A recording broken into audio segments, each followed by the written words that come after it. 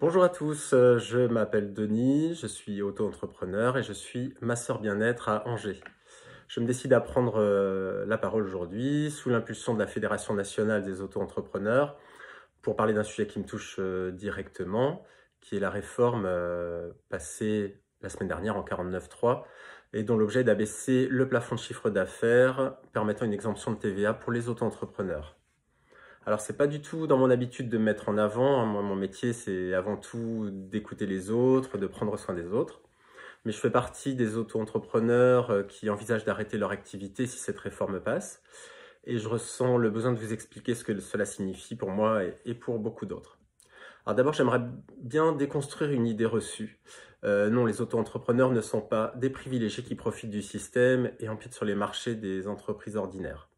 Nos charges sont adaptées à notre statut, c'est vrai, mais elles sont bien présentes. Pour être précis, pour les auto-entrepreneurs qui proposent des prestations de services comme moi, les taxes, URSSAF et impôts représentent 26%. Donc pour ma part, une fois réglé le loyer de mon local commercial et puis les dépenses liées à mon activité, j'arrive à un salaire honorable de 1500 € par mois. Je précise que c'est pas en travaillant à mi-temps, hein. Je masse entre 6 à 8 heures par jour.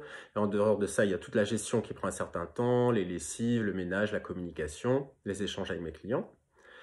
Et mes journées s'étendent souvent de 10 heures à 22 heures, hein. Je parle même pas des week-ends où je continue à gérer l'administratif. Donc alors attention, je me plains pas, hein. J'aime mon métier, je l'ai choisi, j'ai construit mon activité avec enthousiasme, j'ai suivi plus de 300 heures de formation à mes frais parce que Pôle emploi n'a pas voulu me suivre. Et j'ai choisi ce régime en toute connaissance de cause. Je savais que je n'allais pas faire fortune, mais vraiment je croyais à ce projet qui correspondait à mes envies et à ce moment de mon parcours professionnel. Et le résultat m'a donné raison. Aujourd'hui, mon entreprise fonctionne, j'ai trouvé un équilibre. Et je peux vraiment dire que j'en suis fier.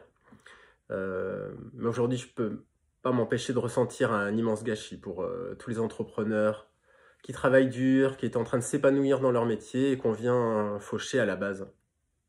Parce que pour beaucoup d'entre nous, ce statut est le seul qui nous permettait d'entreprendre dans des activités que nous avons choisies.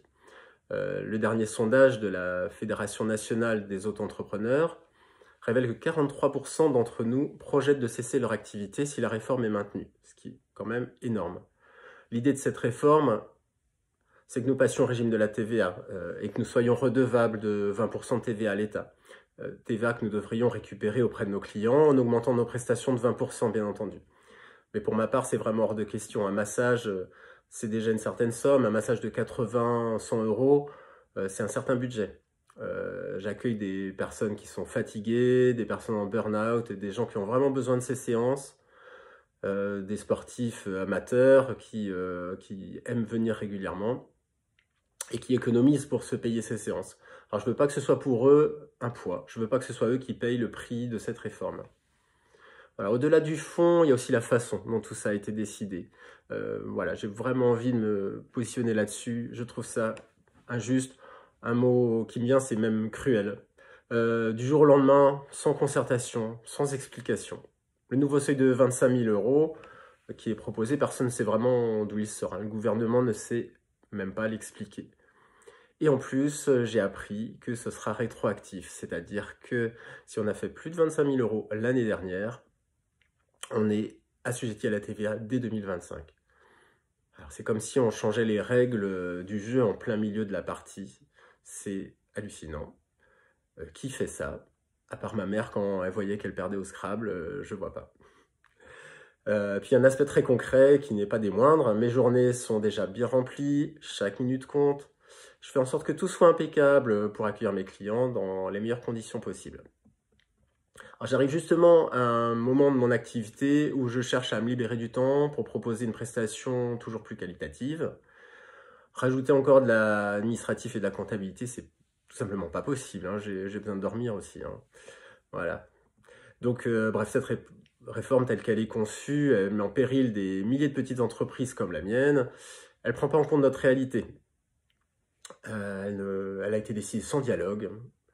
Et en fait, je prends la parole pas pour me plaindre, mais pour alerter. Je veux continuer à exercer mon métier dans les mêmes conditions, continuer à apporter du bien-être aux gens. Et je sais que je ne suis pas le seul dans ce cas. Il faut que cette réforme soit abandonnée, tout simplement, qu'on nous écoute.